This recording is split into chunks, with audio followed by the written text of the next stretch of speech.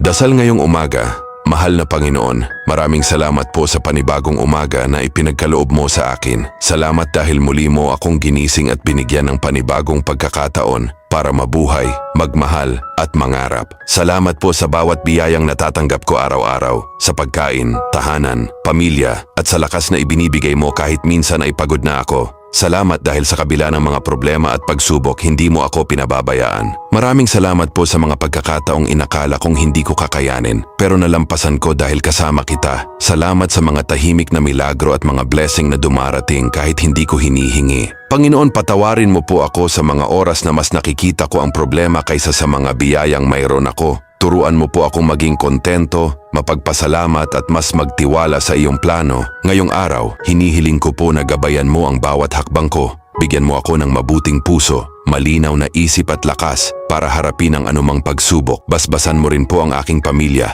mga kaibigan at lahat ng taong nangangailangan ng pag-asa at tulong ngayon. Naway maging puno ng pagmamahal, kapayapaan at biyaya ang araw na ito. At anuman ang mangyari, pipiliin kong magpasalamat dahil alam kong kasama kita. Sa pangalan ni Jesus, Amen.